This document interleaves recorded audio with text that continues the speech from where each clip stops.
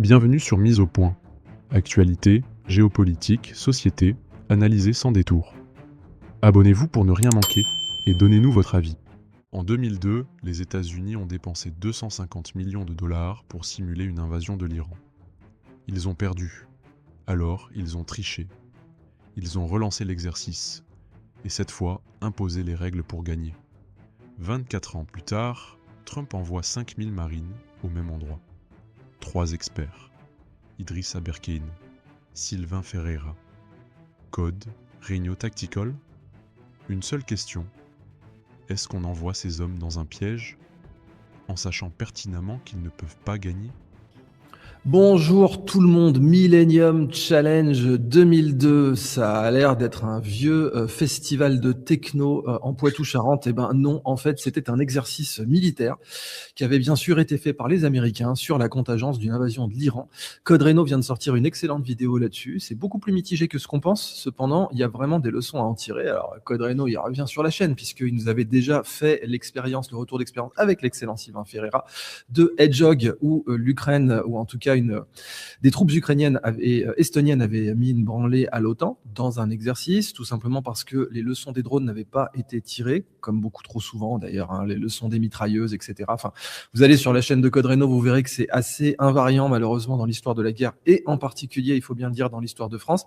Non pas qu'on n'ait pas eu des officiers supérieurs intelligents qui avaient tout compris, après tout la balle Minier, elle a été inventée cocorico par un capitaine tricolore. Cependant, eh ben, comme souvent, on a des étoilés qui sont là pour des promotions politiques, hashtag Foch, Joffre, etc., qui vont, eux, pas bien comprendre la situation et nous emmener à la défaite. Alors, Millennium Challenge 2002, c'était ce fameux exercice militaire où le général Von Ripper a utilisé des tactiques asymétriques sans les drones, hein. On est en 2002, donc c'est encore l'époque de Kylie Minogue, et oui, ça rajeunira personne. Il n'y a pas encore les drones, il n'y a pas tout ça, et pourtant, il a quand même obtenu une vraie victoire. Alors certes, en ayant des stratégies peu orthodoxes. C'est plus mitigé, encore une fois, que ça. Code Reno va nous l'expliquer. Pourquoi on fait cette émission ?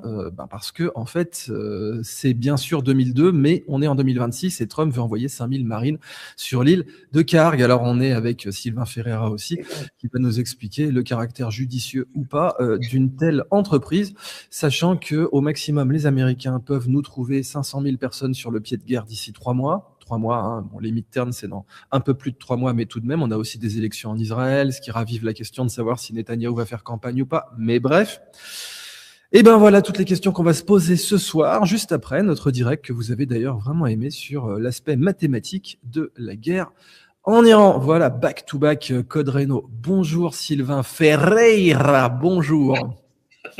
Bonjour. Bonjour. Depuis que ça dit Epstein, ça y est, moi je dis Ferreira, t'as raison après tout. Et puis il faut m'appeler Aberkane, hein, bien sûr.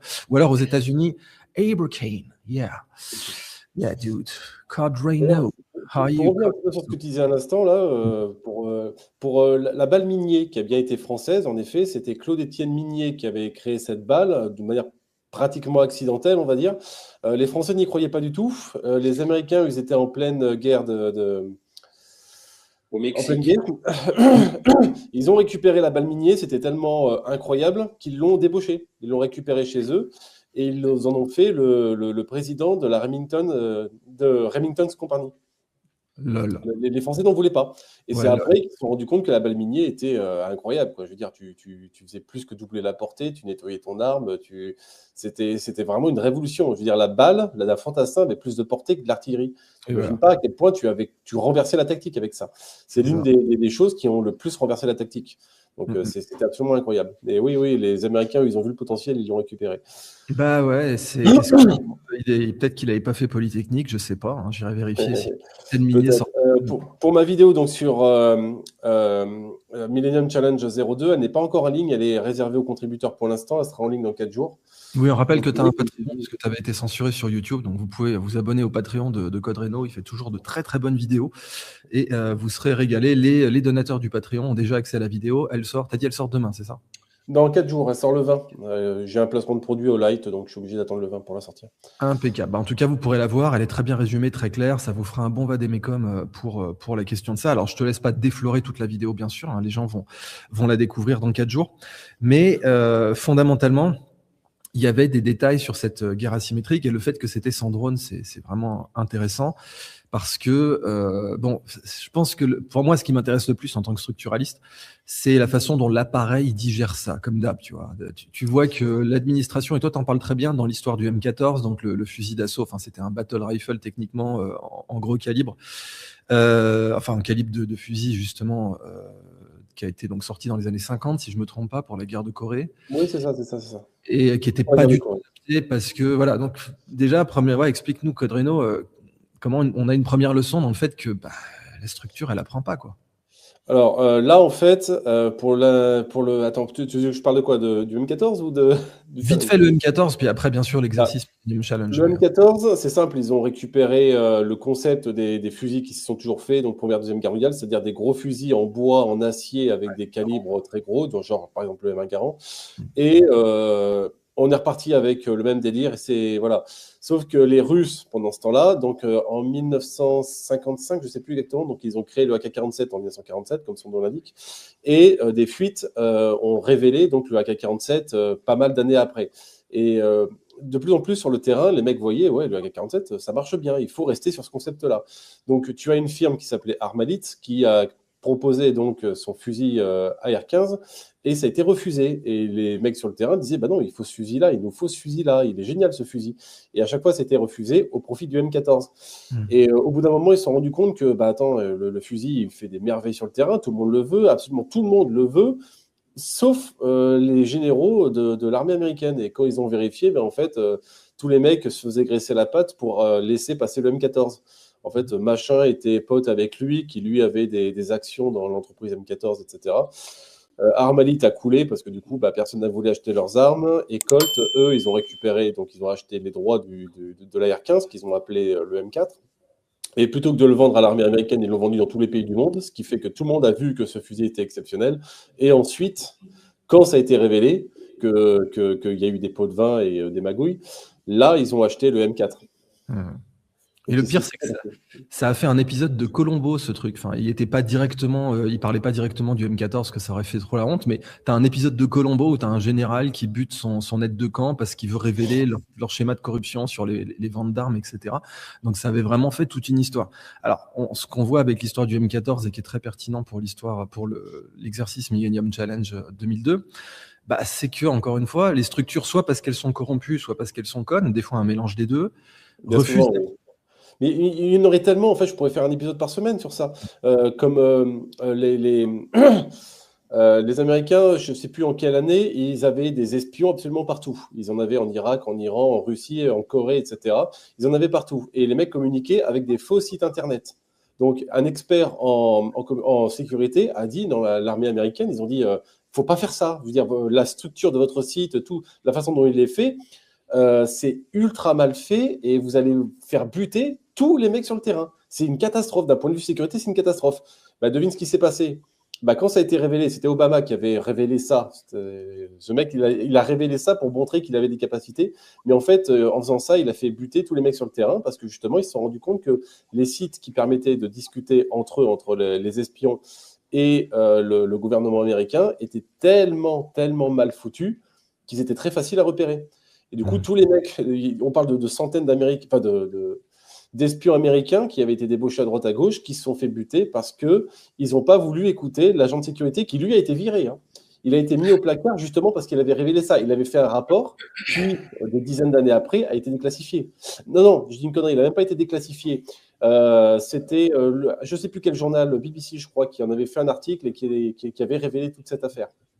Lui, par contre, il n'a jamais pu en parler. Donc, des affaires comme ça où le gouvernement de tel pays fait fermer la gueule à ceux qui dénoncent ce qui se passe et il laisse ça courir et du coup, ça a des répercussions catastrophiques. Tu en as partout dans l'histoire dans l'histoire et surtout américaine, évidemment. On avait parlé d'ailleurs au dernier live l'histoire avec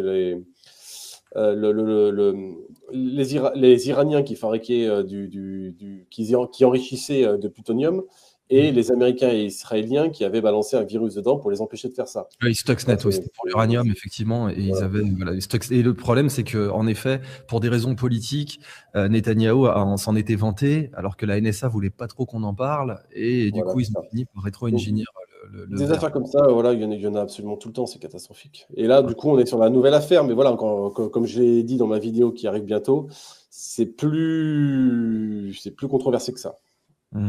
Après, bon, En fait, ce que tu disais, il y avait eu un site web qui avait émergé à l'époque, je crois que c'était Business International Corporation, ou une autre qui, en gros, Obama a travaillé quand il était jeune pour un front qui vraisemblablement était un front de la CIA. Beaucoup de biographes d'Obama disent qu'il a bossé pour la CIA, qui vendait des crevettes au Bangladesh. Et le site web, mais je l'avais consulté à l'époque, c'était il y a plus de 10 ans. Ça puait communication secrète dans tous les sens, si tu veux. Tu dis, voilà, si vous voulez commander telle ou telle référence avec un nombre très bizarre, et puis passez-nous là, puis envoyez-nous le message là. Enfin, ça sentait le front absolu des services de renseignement, quoi. On rappelle que Ian Fleming, quand il invente James Bond à partir de plusieurs cas réels, il le fait travailler pour une société d'import-export. Donc, c'était déjà un front de la CIA à l'époque. Alors, on va revenir sur ta vidéo. Mais donc, Sylvain, explique-nous là déjà le côté historique d'avoir Trump. Alors, je rappelle, je vais l'afficher, hein. Trump vient quand même de menacer une journaliste qui lui demandait, bon, elle faisait son taf, c'est rare les journalistes qui font leur taf, mais il faut le souligner du coup. Elle lui demandait pourquoi vous envoyez 500 marines sur l'île de Khark. Ça me paraît logique comme question. Je pense que c'est pas complètement con. Il a menacé du porter plainte contre elle pour association de malfaiteurs ou trahison. Elle lui a dit ouais, c'est pas loin de la trahison. Donc voilà, je l'affiche là. Dans cette vidéo, Trump lui dit attendez, vous êtes à 2 doigts. Alors je vous trouve très arrogante. D'accord, elle fait son putain de taf, elle est là en conférence de presse, elle a attendu et tout. Elle est littéralement là pour lui poser des questions, tu sais. Alors, à bout d'un moment, soit elle lui pose des questions sur son auto-bronzant, soit elle lui pose des questions sur les 5000 marines. J'ai l'impression que son audience préfère parler des 5000 marines. Et du coup, il lui dit, vous êtes à 2 doigts de la haute trahison. Bon, la haute trahison, c'est 20 ans de tôle, peut-être. Hein. Donc, Sylvain, ton opinion? C'était dans la même veine que Exet a fait en conférence de presse ce week-end, c'est-à-dire qu'ils sont complètement sous stéroïdes tous les deux dans leur réaction face à la presse. Hein. J'invite les gens à voir la conférence de presse d'Exet où il est en train d'accuser tout le parterre de journalistes de faire du sale boulot. Alors comme je l'ai dit dans mon bulletin ce matin, en fait, c'est là qu'on voit la baisse de qualité du personnel politique. Parce que les questions que posent les journalistes américains, c'est les mêmes que celles que leurs homologues posaient pendant la guerre du Vietnam. C'est-à-dire, vous êtes en train de nous dire que, comme l'avait dit le général Westmoreland, la lumière est au bout du tunnel, hein, puisque le Trump a au moins répété 9 fois que la guerre était gagnée. Et en fait, on sait bien que ce n'est pas le cumul des succès tactiques qui fait la victoire stratégique, tout comme ce n'est pas le cumul des revers tactiques qui fait la défaite stratégique, pour ceux qui n'auraient toujours pas compris que ça marche dans les deux sens. Hein. Coucou pour les fous parce que toi, tu es un professionnel. La guerre en Ukraine qui nous casse les oreilles depuis 4 ans. Ouais. Et donc là, en fait. Sylvain, mais je suis obligé de faire la vulgarisation parce que toi, tu as une excellente chaîne. J'invite encore une fois toute notre audience à aller s'abonner à ta chaîne. Pardonne-moi, 1000 excuses de cette parenthèse de vulgarisation. Donc, ce n'est pas les revers stratégiques qui font, les revers tactiques qui font la victoire, la défaite stratégique, typiquement la guerre punique, hein, deuxième guerre punique, les Romains. Oui. Humiliés d'affilée, ils se font mais complètement humiliés par les Carthaginois et ils gagnent quand même la guerre. La guerre de 100 ans, on se fait humilier à Zincourt, Crécy, etc. Ouais, on explose des Anglais à Patay. Et comme tu l'expliques, dans l'autre sens, c'est vrai aussi. C'est ce qu'avait dit ce général vietnamien à Westmoreland, justement, si je me gourre pas, aux accords d'Évian ou à la conférence d'Évian. Vous ne nous avez jamais battus sur le terrain, lui avait dit Westmoreland, et le général vietnamien lui avait répondu, c'est vrai, mais ça n'a aucune importance. Ouais. Je te rends la parole. Donc là, on voit des réactions qui sont à la mesure du personnel politique de ce début du XXIe siècle, enfin de ce premier quart, où les gens ne tiennent pas leur nerfs, etc. On n'imagine pas. Je vous rappelle, puisque hier tu parlais des mathématiques dans la guerre, qui était le secrétaire d'État de Johnson pendant la guerre du Vietnam? Bob Matarrara est un des plus grands mathématiciens, statisticiens de son époque. Hein. C'est pas, on ne parle pas de débiles qu'on fait carrière. C'est ça? Ou Ford ou General Motors, je ne sais plus. Là, je sais plus à qui il était affilié, mais en tout cas, et d'ailleurs, c'est à cause de son biais de statisticien et de mathématicien qui s'est commis dans des erreurs infernales sur l'engagement des GIs et des Marines au Vietnam. Dans la guerre, d'ailleurs. Ouais. Voilà, donc à la fin, là, on voit que puisqu'on met le doigt sur les problèmes, et on va y revenir sur l'exercice de 2002. Alors déjà, les 5000 Marines, oui, ils sont tous personnels de United States Marine Corps, mais à la fin, en combattants réels qui peuvent être engagés, on est à moitié moins de cet effectif. Hein. Et encore, c'est en cumulant ceux qui sont déjà présents dans la task force de l'USS Abraham Lincoln. Donc, au mieux, on va avoir un corps de bataille de 2500 combattants capables de faire quelque chose. Bon, ça, c'est le premier point. Leur but, ensuite, on rappelle, c'est de prendre une île. Hein. On est d'accord. Alors, c'est ça qu'il faut. Là, il va falloir débroussailler parce que c'est très problématique. Ouais. On nous parle soit de l'île de Karg, et donc là, ça veut dire que géographiquement, les Marines, il va falloir qu'ils rallient Kuwait City et que depuis Kuwait City, ils traversent le golfe Persique. Super dangereux. En l'état aujourd'hui, les navires américains, ils rentreront jamais par le détroit d'Ormuz. Ou alors, l'objectif, c'est pas l'île de Karg, c'est celle de Kejm. Ou alors, l'objectif, c'est de les sacrifier pour rentrer dans la guerre. Je te laisse faire ton point 2 et je te donne la parole à Codreno. Ouais. Voilà, c'est de faire ça. Et alors, l'autre information qui ne filtre pas de la même manière, mais qu'on a entendue et qui mérite quand même d'être soulignée, c'est qu'on nous dit que la fameuse 82e Airborne a suspendu ses exercices en cours aux États-Unis et que ce serait un signe avant-coureur de son transfert vers ce théâtre d'opération. Donc, ça voudrait dire qu'on serait sur une opération combinée. Alors, je ne vais pas dire parachutiste, je vais dire aéroporté en général, parce que je pense qu'il y aura beaucoup plus de types qui seront largués par des posées d'assaut d'hélicoptères plutôt que par le saut en parachute classique. Hein, mais on est sur peut-être une opération double avec des troupes aéromobiles ou aéroportées et puis un débarquement de Marines. Mais quoi qu'il arrive, en termes d'effectifs, par rapport à ce que les autres peuvent mettre en face et à la difficulté d'opérer dans cette zone, on est dans quelque chose qui est complètement délirant. Pour moi, c'est délire. Voilà, c'est tout. Alors, ça ne veut pas dire, comme je l'ai dit ce matin, ça ne veut pas dire qu'il ne faut pas le faire, mais ça veut dire que c'est du délire. Voilà. Ça veut dire que c'est du délire. Codreno, et de ton point de vue de Biffin, et ensuite on revient à l'exercice et à ce que tu en as tiré comme conclusion. Comme disait Sylvain, oui, il n'y a que 2500 combattants. Il y a des Marines, il y a 2500 marins et 2500 Marines. Le problème, c'est que les gens confondent les deux. Ils pensent que c'est la même chose, mais pas du tout. Vous avez les Marines qui font partie de la USMC, donc United States Marine Corps. Et ensuite, vous avez les marins qui, eux, font partie simplement de la marine. Je ne sais pas s'ils font partie du corps de marine, je ne sais pas. Mais ça fait 2500 combattants. Ce n'est pas du tout assez pour quoi que ce soit. Là, c'est une mission uniquement d'escorte. Et le problème, c'est que les missions d'escorte, en général, ça ne se passe pas bien. C'est attends, les Américains. Une question naïve, Codreno. Tu n'escortes pas des bateaux avec des fantassins. Donc, ils ne sont pas pour prendre l'île. Si, ça s'est toujours fait. Ça s'est toujours fait. Mais ça ne s'est jamais très, très bien passé. Voilà. D'ailleurs, les troupes de marine américaines, si on les appelle l'infanterie, on les appelle les marsouins, c'est à cause de ça. Parce que c'était les militaires, justement, les marsouins, qui suivaient les bateaux marchands et qui faisaient qui protégeaient les bateaux marchands. Comme il des pavillons noirs en Asie du Sud-Est, c'est encore dans l'hymne de la Légion, si tu veux. Moi, je veux bien qu'ils les protègent des corsaires et tout, mais là, tu as la plus grosse puissance régionale qui est armée jusqu'aux dents, qui se prépare à cette guerre depuis 40 ans. C'est pas trois pauvres pavillons noirs. Non, j'ai jamais dit l'inverse. Au contraire, c'est stupide. Il n'y en a clairement pas assez, même pour de l'escorte. Il n'y a pas assez de monde. Et même s'il y avait assez de monde, de toute façon, là-bas, c'est saturé de drones, c'est saturé de mines, c'est rien. Et c'est pour ça d'ailleurs que Trump avait demandé à ce que les autres pays envoient eux aussi de quoi. Ils ont tous dit non. Tu fais bien de le rappeler, ils ont tous dit non. La France a dit non, l'Angleterre a dit non, l'Italie a dit allez vous faire foutre, les Espagnols aussi. Même les Allemands, ils commencent à dire. Non, ils n'ont pas dit ça, ils ont dit vaffanculo, bien sûr. Il faut savoir tenir un petit peu son vocabulaire. Mais fondamentalement, tout le monde a dit non. Et les commentateurs sur X disent mais attends, Trump, il vous a marché sur la tronche avec son 46 fillettes semelles gaufrées pendant 4 ans, tu sais, enfin 3 ans, 2 ans, même avant son premier mandat, en disant l'OTAN, vous servez à rien, vous êtes mes biatchs, etc. Désolé d'être vulgaire, mais c'est littéralement ce qui se passe. Et après, le type, il arrive, tu peux pas me dépanner d'une frégate, tu peux pas, voilà.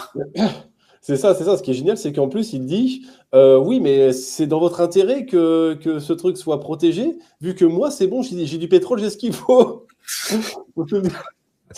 C'est bon. C'est-à-dire le pétrole qu'il a, oui, parce qu'il a été capturé Maduro. C'est comme ça qu'il a du pétrole. C'est incroyable de se faire avec ça. Les Russes viennent de dire, t'as Kirill Dmitriev qui vient de dire non, on va taper le baril à 150. Donc les gars, ils sont en train de vibrer à Moscou là, parce que je rappelle que techniquement à 85, ils peuvent tenir la guerre en Ukraine sur une jambe indéfiniment. À 150, c'est bon, ça y est. À 150, les mecs, ils rachètent Paris. C'est plus le PSG, c'est plus Qatari, c'est russe, tu vois. Bon, bref. Allez, donne-nous, avant de redonner la parole à Sylvain, mais on s'éclate dans ce direct, des conclusions sur Millennium 2002. D'où sort ce wargame? Sylvain nous reparlera d'où viennent les wargames et pourquoi il a été fait. Et les leçons, enfin, ce qu'a fait le général Von Ripper, pourquoi c'était couillu, pourquoi c'est pas si dingue que ça. T'as quand même été assez mitigé et t'as raison. Et les leçons que t'en as tirées. Oui, alors donc, comment dire, par où commencer? Millennium Challenge 2002, c'était une opération donc américaine pour réussir à créer, on va dire, affiner la tactique pour envahir un pays. C'était l'Irak ou l'Iran. Le problème, c'est que les deux pays ne sont pas du tout la même. On pourra même en revenir dessus. Les deux pays, comme je dis même dans la vidéo, c'est pas du tout la même chose. Tu tues un président irakien, comme par exemple au hasard Saddam Hussein, c'est guerre civile dans tout le pays. Tu détruis un personnage politique comme Ali Khamenei en Iran, les mecs s'en sont sortis. Il y a plein de raisons, on pourra en reparler aussi après si tu veux. Bref, ils ont donc fait cet exercice et ils ont pris un général américain qui avait tendance à avoir une grande gueule, à être des tactiques assez bourrines et très très réfléchies. Et ce général, ce qu'il a fait, c'est qu'il a pris des mines, des drones, tout ce qu'il fallait, et de manière très sécurisée. Pas de communication radio, ou alors des fausses communications radio, tout encrypté à travers des appels à la prière, etc. Donc vraiment très très intelligent. Et il a attaqué Mais il faut que tu soulignes ça. Le mec a été jusqu'à cacher des signaux de commandement dans des appels à la prière. Pour que justement, en disant voilà, ils vont détruire ma chaîne de commandement, ils vont détruire mes postes radio et tout. Bah non, je vais mettre dans des appels à la prière, je vais mettre des messages codés pour le commandement. On va l'afficher, ce général, on va mettre sa tronche parce qu'en plus, tu sais, il a vraiment cette dégaine de comptable qui est la plus terrifiante à la guerre, tu sais, comme Vining, tu vois. Tout le monde te dit, à la guerre, quand tu vois débarquer un type avec une dégaine de comptable et un regard à l'horizon, tu sais qu'il va t'arriver malheur, tu vois. Regardez-moi la dégaine de ce mec. Et juste en dessous, regardez-moi la salade de fruits de grand malade qui lui descend jusqu'au nombril. C'est quoi ce nombre de décorations? C'est un héros de la guerre du Vietnam. Il a fait 2 tours au Vietnam. Il a eu la Silver Star 2 fois. Enfin voilà quoi. C'est ça. Le mec. Donc tu le vois arriver avec ses petites lunettes de José de la Conta là.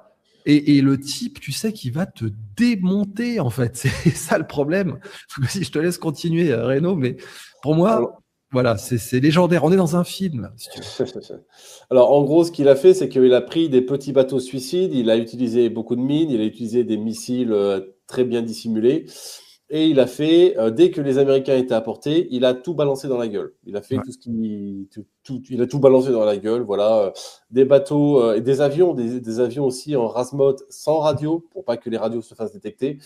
Et ensuite, les mecs se démerdaient, etc. Évidemment, tout ça, c'était sur le terrain, mais beaucoup en simulé, c'est-à-dire avec les ordinateurs et tout le bordel. Le problème avec ce truc-là, c'est que l'exercice ne pouvait pas se passer comme en vrai, en fait. Parce qu'il y avait des civils sur le côté, il y avait des civils dans le merdier qui foutaient le bordel, donc ils ne pouvaient pas mettre. Ils ont dû retirer leur système antimissile, justement, qui marchait très bien. Je ne me souviens plus des noms, bon, bref. Ils ont dû couper les interférences, ils ont dû retirer beaucoup de matériel qui aurait dû leur servir et qui n'aurait pas été désactivé en combat réel. Ils ont dû se mettre suffisamment proche des côtes pour des raisons logistiques, ce qui n'aurait pas été le cas en combat réel. À côté de ça, donc, le général, lui, il a fait d'autres choses qu'il ne pouvait pas faire en théorie, c'est-à-dire mettre des lance-missiles sur des petits bateaux de pêche, qui n'auraient pas été possible en combat réel. Il a utilisé finalement des failles dans la simulation qui n'étaient pas exploitables. Et on l'a vu le résultat en vrai. En vrai, je suis désolé, mais les Iraniens, ils se sont fait démonter, militairement du moins, militairement, ils se sont fait démonter. On va justement reprendre ce propos avec Sylvain. La réalité, c'est qu'en effet, la marine de surface iranienne, elle a été anéantie, ce qui était totalement inévitable. Il ne pouvait pas y avoir de marine de surface. Alors, cela dit, en fait, on parle de la marine de surface apparente. Parce que on sait aujourd'hui que les Iraniens ont des bunkers et ont même des bateaux cachés dans les montagnes. C'est pas pour déconner. Pendant 40 ans, ils ont fait ce genre de conneries. Bien sûr, c'est des petits bâtiments, mais de toute façon, eux, en aucun cas, ils veulent une guerre décisive sur la mer. Et le vrai problème aujourd'hui, c'est alors les missiles. On le voit, on en a parlé hier abondamment. Ils ont caché leur site de missiles. Ils se sont enterrés dans la montagne et dans les mathématiques. C'est la force, enfin, ce qu'ont fait les Iraniens, c'est de s'enterrer dans l'obfuscation, dans le fait qu'on ne sait pas d'où partent les missiles, on ne sait pas quelles sont leurs cibles, etc. Ça reste un problème. Mais bon, on ne parlait pas de boots on the ground jusque-là. Mais maintenant, s'il y a des boots on the ground, moi j'entends ce que tu as dit au final, Code Reno, c'est-à-dire bon, la marine de surface iranienne, elle s'est faite niquer. Le problème, c'est que le Golfe, il fait 20 km de largeur. Et donc 20 km de largeur, ça signifie que la kill zone pour des missiles iraniens, elle est partout. Tu n'as aucun bâtiment qui peut se balader dans le golfe Persique, d'ailleurs il s'appelle Persique pour une raison, sans être directement dans la kill zone d'au moins une centaine d'installations iraniennes. Et c'est quand même dans cet endroit que les Américains parlent d'envoyer des marines. Alors, c'est ça. Surtout que les Iraniens, ils en ont énormément parce qu'en fait, ils n'ont pas de très gros navires, ils n'ont pas d'infanterie énorme. Ils ont misé leur capacité militaire sur beaucoup de drones, beaucoup de drones à vraiment pas cher. Donc, les Shahed nouvelle génération, c'est 3500 dollars, je veux dire. Ça coûte que dalle. Donc, ceux qu'on connaît bien, ils coûtent 7000 dollars à la production. Les nouveaux, ils ont réussi à diviser par 2. Ils en ont une quantité colossale, énormément de missiles, beaucoup de missiles, pas de chars, pas de gros avions, pas de voilà. Donc ils ont beaucoup de petits matériels très faciles à déployer, très faciles à utiliser. Ils ont beaucoup de proxys dans beaucoup de pays et ils ont une décentralisation de l'accommodement. Alors, pour ceux qui ne savent pas ce que c'est une décentralisation de l'accommodement, j'en ai fait une vidéo sur Patreon. En gros, une centralisation de l'accommodement, c'est une structure pyramidale. Vous avez le chef tout en haut qui donne les ordres à ses adjoints qui ensuite retranscrivent les ordres au fur et à mesure. Une décentralisation, c'est un commandement par cellule. Il n'y a pas de pyramide. Chaque cellule se démerde, donc plein de petits groupes armés indépendants partout dans le pays et qui se démerdent tant qu'ils font leur boulot. Ils ont une mission en particulier, ils discutent entre eux pour pouvoir s'organiser et ensuite ils se démerdent chacun de leur côté. C'est ça, un commandement par cellule et une décentralisation d'un commandement. Et c'est ce qu'ils ont là-bas. Et du coup, si tu tues la tête, comme par exemple le président iranien, tu ne tues pas, même si tu tues tous les généraux, tous les généraux que tu veux, le général, il est très facile à changer. Et ça ne change pas la chaîne de commandement, parce que la chaîne de commandement n'est pas une chaîne hiérarchique, elle est une chaîne cellulaire. C'est très différent. Et ça joue énormément finalement. Donc ils ont beaucoup de force de ce type-là, beaucoup de façons de combattre contre une armée qui est technologiquement largement supérieure à eux, comme les Américains. Donc, ajoute à ça qu'ils n'ont pas tiré les leçons encore de la guerre des drones. Dans la simulation avec Von Reaper, il n'y avait pas de drones. C'est quand même le point super important. Pas encore. Et là, il y en a, et on vient de voir avec Hedgehog que clairement les forces de l'OTAN ne sont pas préparées. Sylvain, l'aspect stratégique ou bien les commentaires que tu veux sur tout cela? Non, juste un tout petit mot pour finir quand même, excuse-moi. Pour Hedgehog, il n'y avait pas les Américains. Hedgehog, c'était l'OTAN sans les Américains. D'accord, mais je veux dire, si les mecs qui sont à côté de l'Ukraine, je sais que là je fais une assumption, mais j'assume quelque chose, mais si les gars qui sont à côté de l'Ukraine et qui parlent d'aller se déployer en Ukraine n'ont pas tiré les leçons des drones, je vois très mal les marines les avoir tirés. Voilà. Pour ne pas manquer nos prochaines analyses, abonnez-vous, c'est gratuit. Et laissez un commentaire, votre avis nous intéresse.